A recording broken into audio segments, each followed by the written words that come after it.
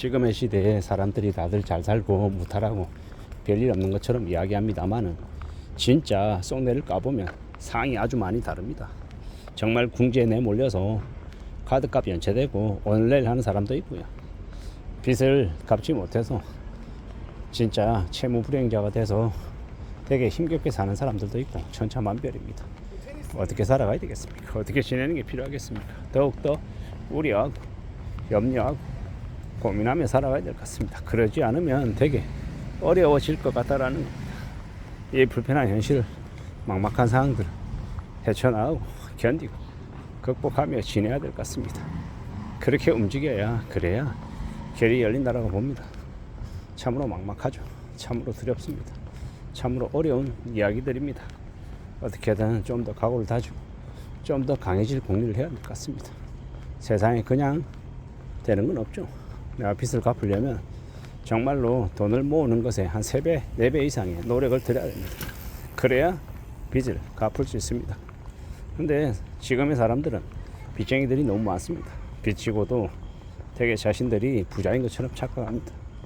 평가 금액으로 30억 아파트 가지고 있으니까 빚 10억 가지고 있어도 팔면 해결될 수 있기 때문에 괜찮다라고 여기는 거죠.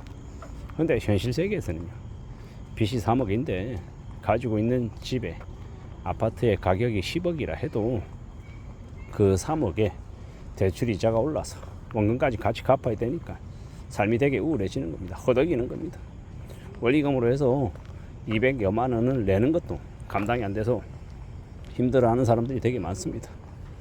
어차피 이자가 다른 데 들어가는 월세보다 싸고 원금 갚고 하면 실질적으로는 이득이다 라고 계산할 수 있는데, 그렇다 하더라도 당장 은행에 200만 원 가량을 원리금으로 갖다 주는 게 여간 어려운 일이 아니다라는 거. 이게 실제 현실입니다. 잘 먹고 잘 살고 되게 여유로워서 은행에 200만 원쯤 갖다 주는 건 아무 일도 아닌 것처럼 이야기하는 사람들이 있는데 현실은 그렇지 못합니다. 매우 빡셉니다. 매우 척박합니다. 얼마나 무서운지는 직접 겪어야, 그 상황에 놓이고 그런 상황들을 몇 년씩 겪어야 그제서야 알게 됩니다. 세상 사는 게 녹록지 않다라는 걸 말입니다. 수월하지 않다라는 걸 뼈저리게 느끼게 됩니다.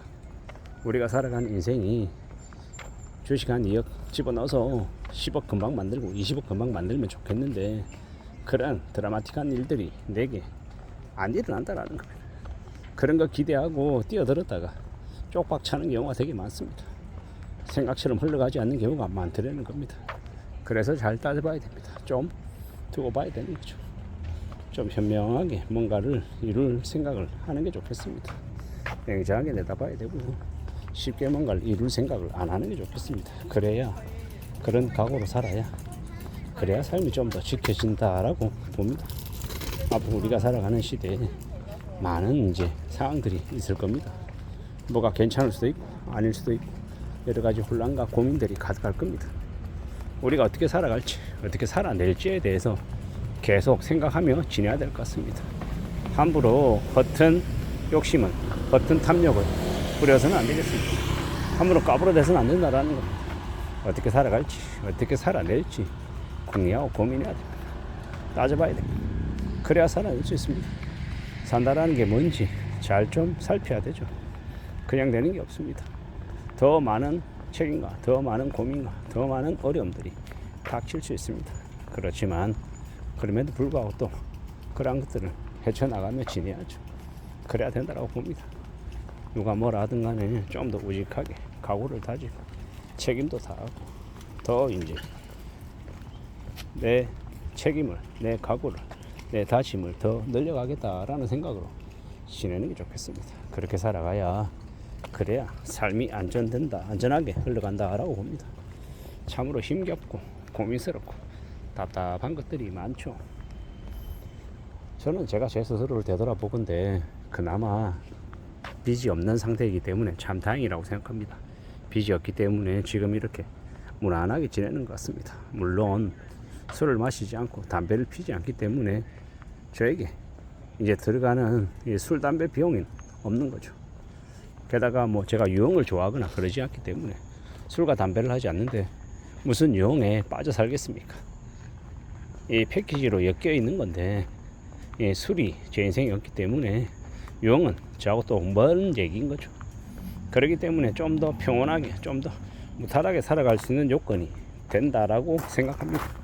앞으로 살면서 어떻게 지낼지, 어떤 삶을 추구하며 살아갈지에 대해서도 잘 좀 따져볼 생각입니다. 좀 더 두려워하고, 좀 더 염려하고, 좀 더 각오하며 살아야겠죠. 잘 좀 따져볼 생각입니다.